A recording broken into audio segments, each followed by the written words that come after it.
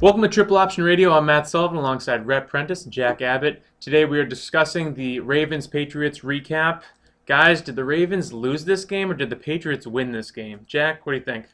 The easy answer is that the Ravens lost it. They had two chances in the last two plays, or two of the last three to win the game or take it to overtime. But I'm going to go out there and play the homer card and say the Patriots won this game. So, I think it takes a lot more than one play for a team to lose a game. And although the Patriots' offense was futile at times, their defense really stepped up in a way we haven't seen in a few years here.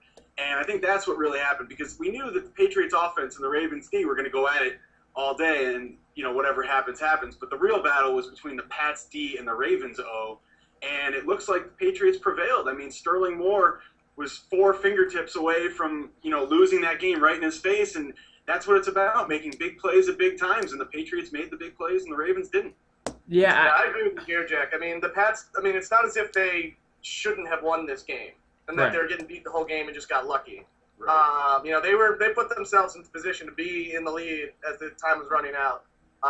It was just kind of a stupid way to end it, because it was such a good game for the first 59 minutes and 30 seconds.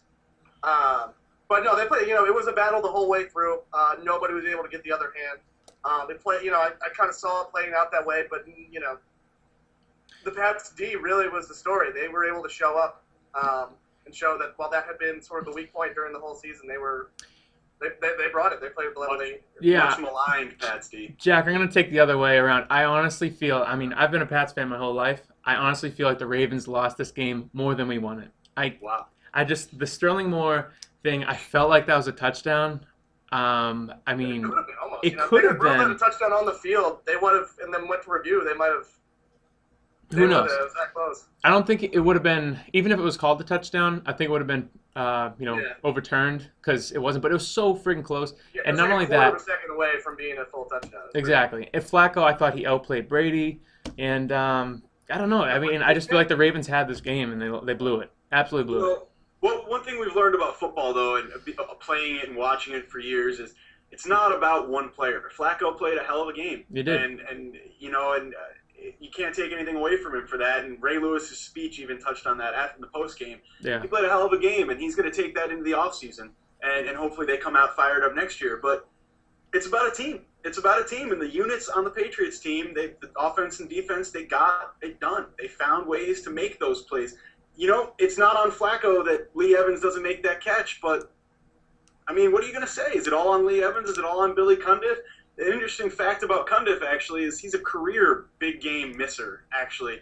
What do you mean by that? I have a Cowboys fan as a friend who told me that he used to play for the Cowboys. I knew that. In 2003, you might remember the Cowboys playing the Panthers in the NFC Championship game. He missed 2 field goals, including one to send it to overtime. Wait.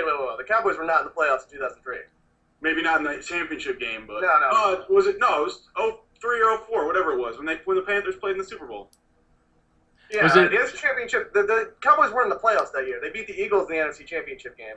Okay, fair enough. But he missed 2 kicks against the Panthers at some point that sent the Panthers on. I'm pretty sure it was like a regular season game, because the Cowboys went like 4 years without going to the playoffs. Yeah, no, I think that must have been the play-in game or something like that, just before the playoffs. It was a big game regardless. He doesn't make big kicks. It's not a one-time thing. Yeah, he was rushed, or you said it, they cheated. I don't know about that. I was just... Yeah. Even still, you should know what's going. John Harbaugh came out. It's like, look, we knew what was going on the sideline. We don't have to be confused. There's 4 downs. It's not, Yeah. Well, what's Harbaugh going to do with that last timeout? He brings that home and he puts it on his mantle to use later. Like, what the hell is he doing with that? He used it in the first preseason game. So. Oh, next year. Yeah, it carried, but just the first game. It only So. Okay, it carries over. Well, I didn't know because when your field kickers running out there, it's got to be his. That maybe was what he was thinking. But regardless, we're in the Pro Bowl. The whole thing coming out, the kicker wasn't ready, and someone gave an interview that kickers have preparation on first down, they do this, on second. That's a load of shit. It's absolutely ridiculous, and Harbaugh said as much. My thing is, you're not ready to kick on the third down. Teams kick on third down all the time. I thought they should have kicked on third down. You never. It was ran an unnecessary play where they just kind of like ran it, and you're like, what? You didn't, it wasn't to center it or anything. Exactly. And you know what? You never know. 32-yard field goal, even if they take a delay a game there, it's a 37-yarder. It's a chip shot. Yeah. You got to make that kick. He hooked it. He wasn't ready. He rushed. team's fault, and that's what it is. The Patriots outclassed the Ravens. There was an interview with Belichick where he said, we didn't want to ice them. They looked like they were rushed. Exactly. Well, they were I heard rushed. that. Yeah, and Belichick didn't want to call that timeout, which is smart on his part because he's not only keeping track of his own team, he's watching the other team and seeing what the hell they're doing. Sorry, phone call right there. Maybe Condit thought there was going to be a timeout called. Maybe he was expecting to get frozen at the last second, so he wasn't focused. I don't know. It worked. I think what scared him a little bit, too, was the fact that earlier this year, Cowboys iced their own kicker. And they were scared of doing something similar to that because that blew up, and the media was all over that. So definitely. But, as Bill Belichick, his motto is don't do it because someone else messed up. I mean, not his motto, but he acts that way. And that Harbaugh has to coach his team game to game. You can't look at what the Cowboys did and say we should do it that way. It's an individual situation. They dropped the ball. They did. And Ray Rice, he had not a great game in this thing. I put a stat out last week saying if Ray Rice carries the ball 20 times or more this season, they're 11-0. He carried the ball 21 times and managed only 67 yards total. Gotta throw all my respect and give props to the D line for the Pats. In this game he was a beast. He carried the team. He was the best game he's ever played. I agree. It was amazing. He was there every single play. Yeah. They were unbelievable. Ninkovich had a good game too. There was a handful of them. I mean, it wasn't just one guy, but who else was it? Anderson was on a ton of plays. Like 3.5 guys. True. I love Brandon Dederick, Gerard Warren. These guys played a hell of a game. Spikes with that pick. I mean, this is a unit that stepped up when they had to. Yeah, no, Spikes played a great game. I give props to him. He hasn't had a lot of respect on our defense, but he held his own, and people rallied around him on Sunday.